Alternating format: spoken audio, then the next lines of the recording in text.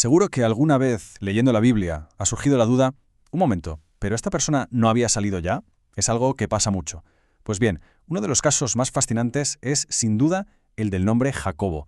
Aparece una y otra vez, y claro, al final se crea un verdadero misterio sobre quién es quién.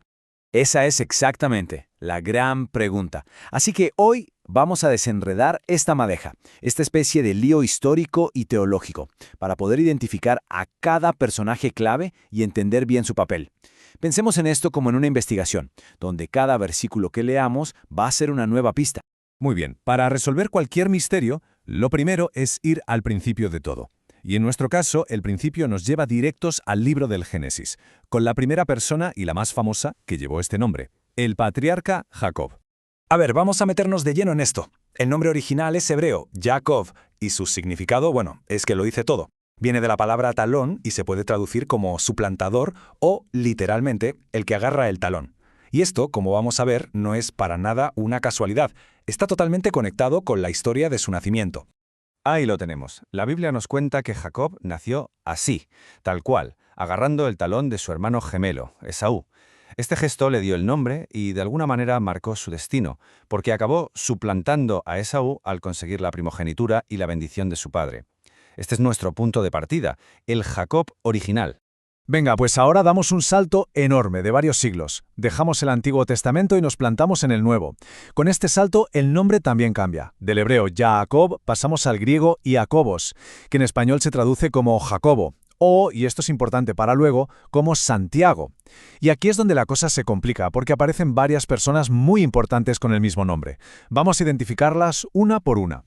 El primer Jacobo que nos encontramos en el Nuevo Testamento es uno de los pesos pesados, un apóstol hijo de un tal Zebedeo. Es una figura absolutamente central en el ministerio de Jesús casi desde el minuto 1. Aquí está la prueba, el momento exacto. El Evangelio de Mateo nos lo describe a la perfección. Ojo al detalle. Se le identifica muy claramente por su padre, Zebedeo, y por su hermano, que es nada menos que el apóstol Juan.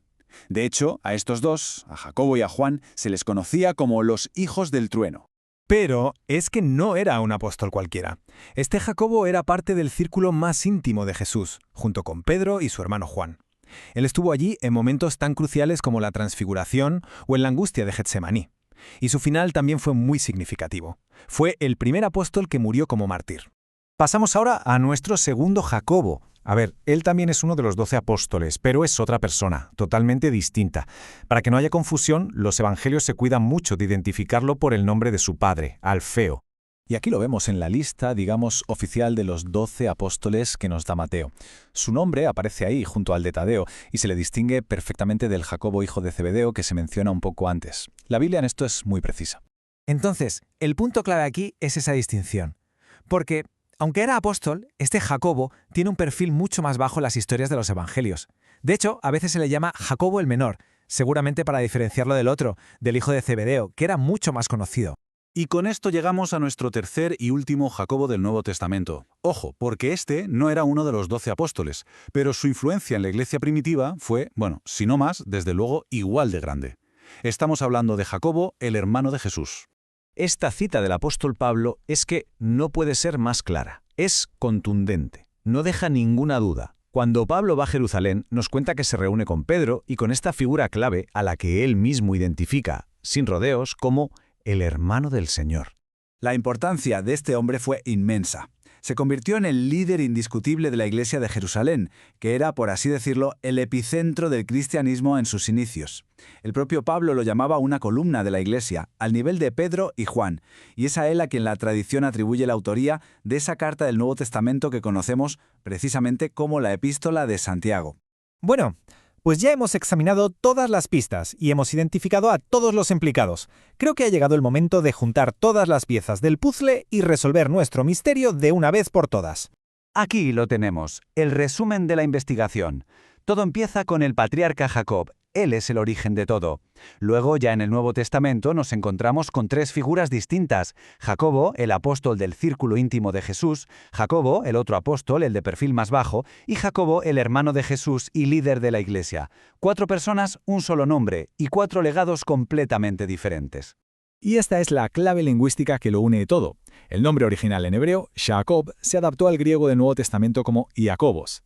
Y es este nombre griego, Iacobos, el que a nosotros nos llega en español de dos maneras, Jacobo y Santiago. Así que en el fondo son el mismo nombre. Y esta es la prueba definitiva. La epístola de Santiago, esa que se atribuye al hermano del Señor, empieza justo así. Si fuéramos al texto original en griego, el nombre que leeríamos sería Iacobos. Por lo tanto, el autor de este libro, Santiago, es la misma persona que Jacobo, el pilar de la iglesia de Jerusalén. Misterio resuelto. Y terminamos con una reflexión final. Es increíble pensar cómo un solo nombre, que empezó con un bebé agarrando el talón de su hermano, puede viajar a través de los siglos para acabar definiendo, por un lado, al padre de toda la nación de Israel y por otro, a líderes clave que ayudaron a fundar una fe mundial. Un solo nombre que une dos testamentos y toda una historia.